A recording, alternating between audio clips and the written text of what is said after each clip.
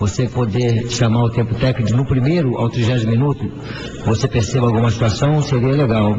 A partir do 30º minuto passa a ser malandragem também, que o futebol tem muito malandro. Apesar de que no basquete também o pessoal pede tempo técnico ali, mas só que o basquete é uma quadrinha pequena, né? E o futebol é muito grande, né? Então não dá para você pedir tempo técnico para juntar todo mundo. Mas eu acho que até o 30º minuto de cada tempo seria legal. E o intervalo do jogo é o intervalo do técnico, né? O técnico tem que trabalhar no intervalo do jogo, porque as coisas que estão acontecendo, você no intervalo tem tempo de corrigir. No campo é muito difícil, você fala uma situação isolada para um ou outro, mas é muito difícil. E no intervalo dá para trabalhar melhor. Vanderlei, duas situações. O Ricardinho acabou saindo machucado. Não sei se você vai concordar comigo, mas o Evandro entrou muito bem, mas deu mais velocidade ao time. E a atuação do Renan Oliveira. O Ricardinho, não quer dizer que se o Ricardinho não tivesse continuado, que a gente não ia ganhar. A gente não trabalha assim, né? Eu acho que se o Ricardinho tivesse continuado no jogo, a gente ganharia também. E o Renan é um jogador jovem, com potencial, precisa acreditar que ele tem potencial. Ele precisa entender que ele é bom jogador e que tem que botar para fora todo o potencial dele, que a gente dá liberdade para ele poder fazer. Acho que o gol, a maneira como ele saiu, até foi uma coisa que é normal você tirar o jogador que está bem no jogo para poder a torcida identificar o jogador, criar uma sintonia junto com o jogador, para sair reconhecido pelo torcedor, né? E começar a criar um aspecto diferente para esse atleta.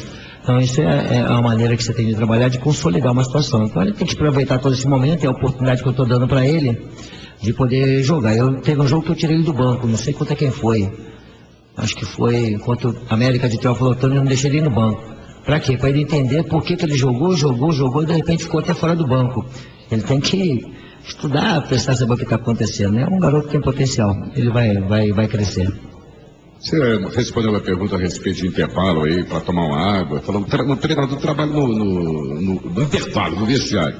Você trabalhou hoje, né? Porque o time do segundo tempo foi diferente. O trabalho no intervalo foi posicionando os jogadores em cima daquilo que eu observei. Adiantar um pouquinho mais o Júnior e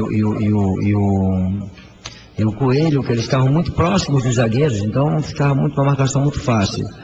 E pro Renan e o Evandro serem meias mais agudas. A hora que o Muriquinho e o Obina voltassem para pegar a bola, eles tinham que passar mais entre os laterais, mais agudo. Foi o que aconteceu, eles começaram a jogar. Aí abre espaço no adversário. Agora se ficar igual robô, aí não tem jeito. O futebol precisa mudar de direção, precisa de ir para um lado, enganar, precisa de ter drible, precisa ter jogada de efeito, precisa ter jogada que desequilibra o adversário. Se ficar aquele negócio muito igualzinho, robô, não tem jogo de futebol. E no segundo tempo, só não gostei de tudo que vai acontecer no jogo, só não gostei de uma situação. Eu estou nesse negócio há bastante tempo, né? Nós fizemos 4 gols. E eu coloquei o terceiro atacante porque eles colocaram 3 zagueiros e começaram a vir muito para cima. Quando eu coloquei 3 atacantes, aqui atrás começaram a tocar a bola para um lado e para o outro, acomodando com o resultado. Caramba, se eu puder fazer 10 gols, eu quero fazer 10 gols. É hora que eu tenho de mostrar que eu tenho. Mas como nós estamos formando a equipe, né, criando a filosofia, o adversário deu a cara para apanhar, você bate no adversário. Não pode ficar aquele negócio de administrar resultado. Administrar resultado é fazer 1, 2, 3, 4, 5, você vai jogando o adversário tomando gol, entendeu? Esse foi o único ponto negativo que eu achei do jogo hoje. Vanderlei, dentro dessa sua filosofia, até desse trabalho com o Renan Oliveira, ele falou muito da participação do Fabiano também, companheiro de quarto, de ajuda a ele. O que tem se conversado com o Renan, que a gente pode ver esse Renan diferente nesse segundo tempo? O Fabiano tem experiência, né? E conhece muito a minha cabeça, né? Também casou com... Não tem jeito de não conhecer, né? E é estratégia nossa também a gente colocar sempre, você me conhece há bastante tempo, de colocar sempre o jogador jovem com o jogador experiente, um jovem com o jogador experiente, para o experiente passando algumas situações para ele, né? E é importante o Fabiano estar junto com ele, o Júnior junto com o outro, e a gente vai fazendo assim. E ele tá amadurecendo, mas está distante ainda do que eu penso.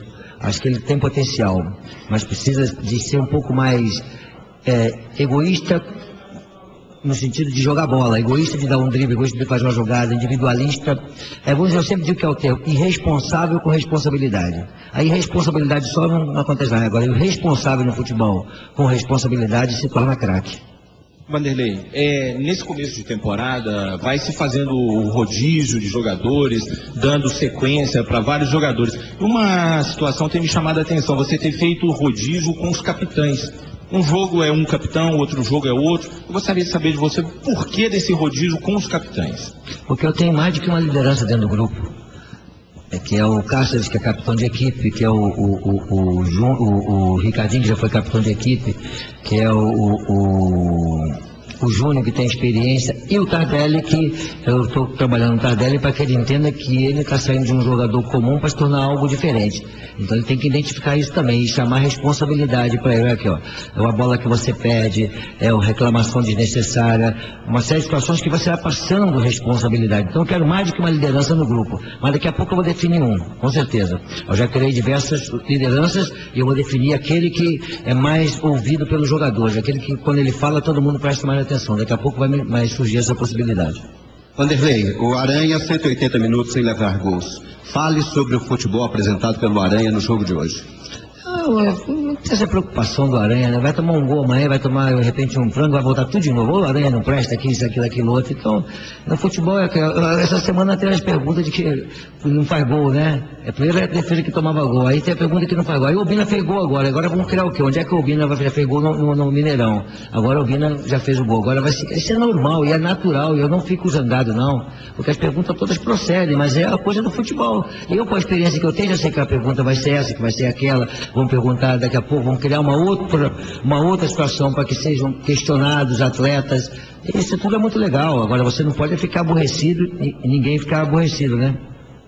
Vanderlei, além do mérito da vitória, essa goleada por 4-0, a gente tem que falar das coisas que não deram certo. Principalmente nos primeiros 30 minutos, eu conversei com o Zé Luiz na ida para o intervalo, ele disse que o Atlético demorou a entender o jogo. Você também observa dessa forma? Foi mérito da Caldense pela marcação? Ou foi mais a questão do Atlético mesmo que demorou um pouquinho a encaixar? Mas você vai começar uma pergunta achando que eu fiz alguma coisa boa com a equipe. Você só começa achando que eu fiz coisa ruim, rapaz. Tem que achar que eu fiz alguma coisa boa, que o time começou bem. Se é uma pergunta que você vê, você sempre que está muito ruim, eu acho que o que aconteceu nos primeiros 30 minutos normal de uma equipe que marcou. Não sei se você percebeu. O Muriqui homem é homem, o Evandro homem é homem, tentando tirar os espaços. Então, quer dizer, você tem que dar mérito ao adversário. É que todo mundo acha que o Atlético vai jogar contra a Caldense, vai entrar fazer um gol no primeiro minuto, outro gol no segundo minuto, outro gol no terceiro minuto, esquecendo que tem um adversário lá. Aí você começa a ver erro onde não existe. Então não teve erro. Teve o adversário que sabia o que nós estávamos fazendo dentro do campo. Então acho que foi tudo bem normal dentro do jogo de futebol.